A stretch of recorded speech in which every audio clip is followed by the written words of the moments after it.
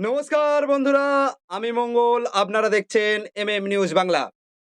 কৃষক বন্ধু প্রকল্পের টাকা নিয়ে এখন রাজ্যের কৃষকদের মধ্যে সবচেয়ে বড় প্রশ্ন, 17ই আগস্ট থেকে কি ব্যাংক অ্যাকাউন্টে টাকা ঢুকতে শুরু করবে?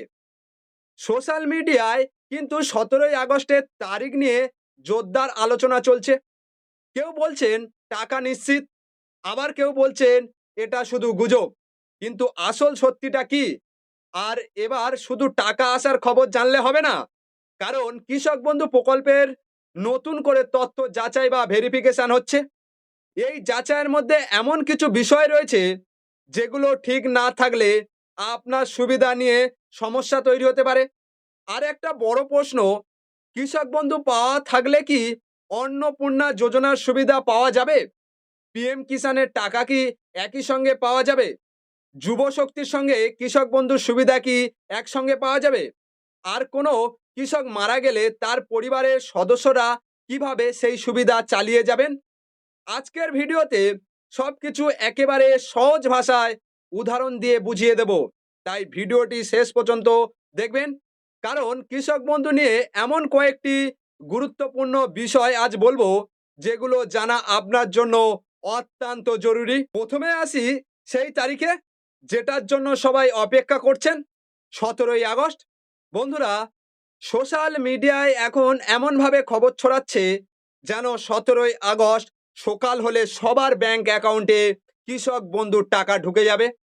কিন্তু একটু থামুন, 17ই আগস্টকে এখনই নিশ্চিত পেমেন্ট ডেট হিসেবে ধরে নেওয়া ঠিক হবে না।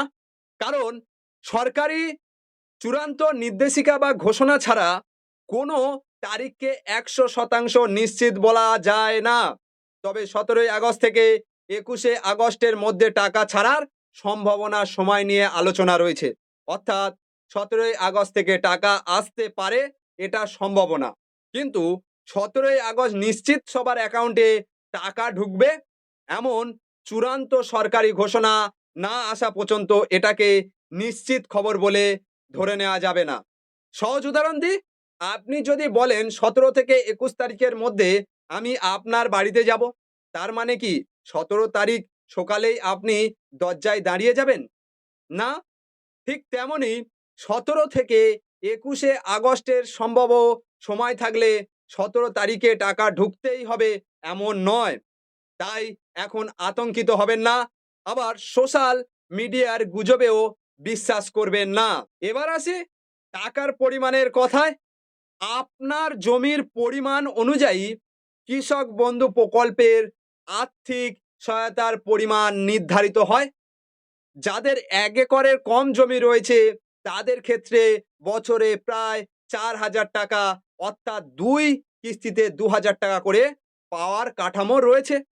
আর যাদের 1 একরের বা তার বেশি জমি রয়েছে তাদের ক্ষেত্রে বছরে 10,000 টাকা, অর্থাৎ 2 কিস্তিতে 5,000 টাকা করে পাওয়ার কাঠামো রয়েছে।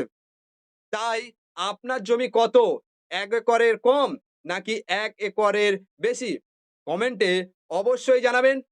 আর আপনি আগে কৃষক বন্ধু প্রকল্পের কত টাকা পেয়েছেন সেটাও কমেন্টে লিখে জানাতে পারেন। তবে একটা বিষয় মনে রাখবেন, শুধু কৃষক বন্ধুতে নাম রয়েছে বলে সবাই একই পরিমাণ টাকা পাবেন এমন নয়।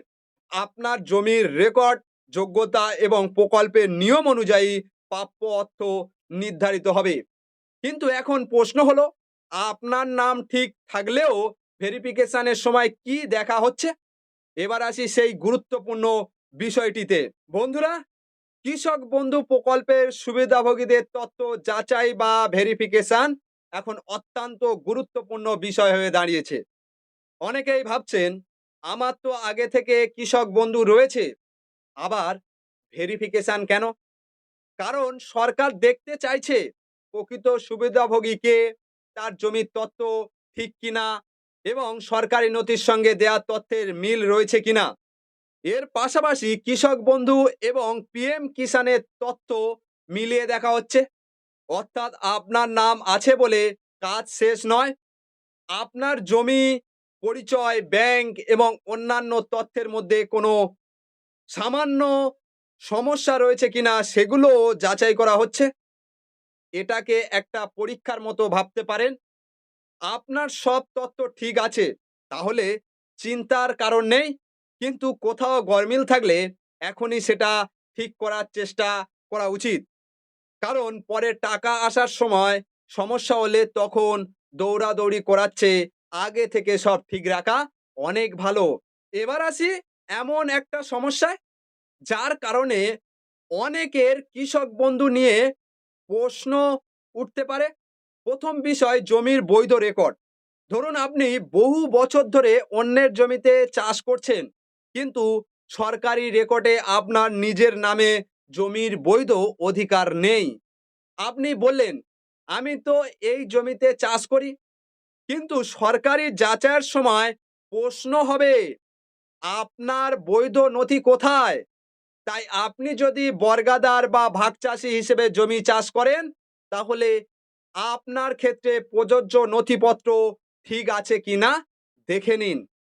এরপরে রয়েছে একই জমিতে একাধিক দাবিদারের বিষয়। ধরুন বাবার 1 একর জমি, বাবা কৃষক বন্ধু পাচ্ছে, আবার ছেলে সেই একই জমির রেকর্ড দেখিয়ে আবেদন করলেন, তাহলে স্বাভাবিকভাবে প্রশ্ন উঠবে, একই জমির জন্য দুজন কেন সুবিধা চাইছেন? এই ধরনের ডুপ্লিকেট দাবি যাচাই করা হবে। তাই একই জমি নিয়ে একাধিক আবেদন রয়েছে কিনা আগে থেকেই খোঁজ নিন। এবার একটা অত্যন্ত গুরুত্বপূর্ণ বিষয়, যে কৃষকের নামে কৃষক বন্ধু প্রকল্পের সুবিধা রয়েছে, তিনি যদি মারা যান, তাহলে তার পরিবারের কি হবে? এখানে শুধু পরিবারের সবাই জানলে হবে না যে বাবা মারা গেছেন। এখন জমিটা আমরা দেখছি, সরকারি রেকর্ডেও উত্তরাধিকারীর বিষয়টি সঠিকভাবে আপডেট করতে হবে। এর জন্য পরিস্থিতি অনুযায়ী ওয়ারিসান সার্টিফিকেট অথবা উত্তরাধিকার সূত্রের সংশ্লিষ্ট প্রমাণপত্র প্রয়োজন হতে পারে। অর্থাৎ কৃষক মারা গেলে কে তার বৈধ উত্তরাধিকারী, সেটা নথির মাধ্যমে প্রমাণ করতে হবে। তাই নথি তৈরি বা জমা না দিলে ভবিষ্যতে কৃষক বন্ধু সংক্রান্ত সুবিধা পেতে সমস্যা হতে পারে। তাই পরিবারের কোনো কৃষক মারা গেলে বিষয়টি ফেলে রাখবেন না। ওয়ারিসান সার্টিফিকেট বা প্রযোজ্য উত্তরাধিকার সংক্রান্ত নথি তৈরি করুন, জমির রেকর্ড প্রয়োজন অনুযায়ী আপডেট করুন এবং সংশ্লিষ্ট কৃষি দপ্তরে যোগাযোগ করুন। এবার আসি আরেকটি অত্যন্ত গুরুত্বপূর্ণ প্রশ্নে। অনেকেই জানতে চাইছেন, আমি এখনো ভেরিফিকেশন করিনি, তাহলে কি আমার নাম সঙ্গে সঙ্গে বাদ দিয়ে দেয়া হবে? শুধু ভেরিফিকেশন না করার কারণে সঙ্গে সঙ্গে অটোমেটিকভাবে নাম কেটে যাবে, এমন কথা এখনই বলা ঠিক নয়। কিন্তু তাই বলে ভেরিফিকেশনকে হালকাভাবে নেবেন না। যেহেতু তথ্য যাচাইয়ের প্রক্রিয়া চলছে, তাই আপনার প্রয়োজনীয় নথিপত্র নিয়ে নিকটবর্তী কৃষি অফিস বা ব্লক অফিসে যোগাযোগ করুন। আপনার ক্ষেত্রে কি কি তথ্য বা নথির প্রয়োজন সেটা জেনে নিন এবং প্রয়োজনীয় ভেরিফিকেশন সম্পূর্ণ করুন। কারণ একটা কথা মনে রাখবেন, আজ নাম ঠিক আছে মানে ভবিষ্যতেও কোনো সমস্যা হবে না, এমন নিশ্চয়তা নেই। আগে থেকে নিজের কাগজপত্র ঠিক রাখা সবচেয়ে নিরাপদ। এবার আসি এমন একটা প্রশ্নে, যেটা নিয়ে প্রচুর কনফিউশন রয়েছে। কৃষক বন্ধু আর পিএম কিষাণ দুটো প্রকল্পের টাকা কি একই সঙ্গে পাওয়া যাবে? এখানে আমি একদম পরিষ্কার করে বলছি, কৃষক বন্ধু ও পিএম কিষাণের টাকা একই সঙ্গে পাওয়া যাবে কিনা সেই বিষয়ে এখনো সরকারি পরিষ্কার নির্দেশিকা আসেনি। তাই সরকারি নির্দেশিকা না আসা পর্যন্ত অপেক্ষা করতে হবে। কেউ যদি বলে দুটো নিশ্চিত পাবেন, আবার কেউ যদি বলে একটা পেলে আর একটা পাবেন না, এখনই কোনো কথাই চূড়ান্ত ধরে নেবেন না। সরকারি নির্দেশিকা শেষ কথা। এবার আসি অন্নপূর্ণা যোজনায়। এখানে কিন্তু গুরুত্বপূর্ণ ঘোষণা রয়েছে। যারা মাসে ৩,০০০ টাকার নিচে সরকারি পেনশন বা ভাতা পান, তারা অন্নপূর্ণা যোজনার সুবিধা পাবেন। অবশ্যই নির্ধারিত যোগ্যতা সত্ত্ব প্রযোজ্য থাকবে। তাই কৃষক বন্ধু পাচ্ছেন বলে অন্নপূর্ণা যোজনার সুবিধা থেকে বাদ পড়বেন এমনটা ধরে নেওয়া ঠিক হবে না। এবার বলি যুব শক্তির কথা। কৃষক বন্ধু এবং যুব শক্তির সুবিধা একসঙ্গে পাওয়া যাবে কিনা এই বিষয়ে এখনো পরিষ্কার সরকারি নির্দেশিকা আসেনি। তাই এখানেও অপেক্ষা করতে হবে। সরকারি নির্দেশিকা না আসা পর্যন্ত সোশ্যাল মিডিয়ার কোনো পোস্ট দেখে নিশ্চিত হবেন না। এবার ধরুন কৃষক বন্ধুর টাকা সরকার ছেড়ে দিল, কিন্তু আপনার ব্যাংক অ্যাকাউন্টে টাকা এলো না, তখন কি করবেন?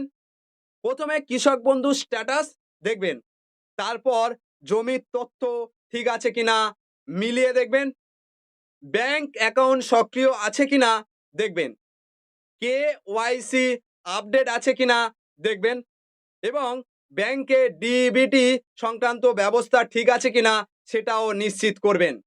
কারণ সরকারের টাকা ছাড়ার পরেও আপনার ব্যাংক অ্যাকাউন্টে সমস্যা থাকলে টাকা ক্রেডিট হতে সমস্যা হতে পারে। তাই টাকা না এলে ধরে নেবেন না যে আপনার নাম কেটে গেছে। তাহলে বন্ধুরা, আজকের ভিডিওর গুরুত্বপূর্ণ কথাগুলো একবার মনে রাখুন। 17ই আগস্ট থেকে টাকা আসতে পারে, কিন্তু 17ই আগস্ট নিশ্চিত টাকা ঢুকবে এমন চূড়ান্ত সরকারি ঘোষণা না আসা পর্যন্ত নিশ্চিত হবেন না। 17 থেকে 21শে আগস্টের মধ্যে সম্ভাব্য সময় থাকতে পারে। ভেরিফিকেশনকে অবহেলা করবেন না। জমির বৈধ নথি ঠিক রাখুন। একই জমিতে একাধিক দাবিদার থাকলে বিষয়টি যাচাই করুন। কৃষক মারা গেলে ওয়ারিশান সার্টিফিকেট বা প্রয়োজনীয় উত্তরাধিকার সংক্রান্ত প্রমাণপত্র তৈরি ও রেকর্ড আপডেট করুন। পিএম কিষানের সঙ্গে কৃষক বন্ধুর টাকা একসঙ্গে পাওয়া যাবে কিনা সরকারি নির্দেশিকা এখনো আসেনি, তাই অপেক্ষা করতে হবে। যুব শক্তির ক্ষেত্রেও পরিষ্কার সরকারি নির্দেশিকা এখনো আসেনি, তাই অপেক্ষা করতে হবে। আর মাসে 3,000 টাকার নিচে সরকারি পেনশন বা ভাতা পাওয়া মহিলারা অন্নপূর্ণা যোজনার সুবিধা পাবেন নির্ধারিত যোগ্যতা সত্ত্ব অনুযায়ী। সবশেষে একটা কথা, সোশ্যাল মিডিয়ায় পোস্ট মানে সরকারি ঘোষণা নয়, তাই গুজবে কান দেবেন না। সরকারি নির্দেশিকাকে গুরুত্ব দিন। আপনার কৃষক বন্ধু স্ট্যাটাস কি দেখাচ্ছে, আপনার জমি কত একর এবং আপনি আগে কত টাকা পেয়েছেন কমেন্টে জানাবেন। ভিডিওটি ভালো লাগলে লাইক করবেন এবং যারা কৃষক বন্ধু প্রকল্পের সুবিধাভোগী তাদের কাছে ভিডিওটি শেয়ার করে দেবেন।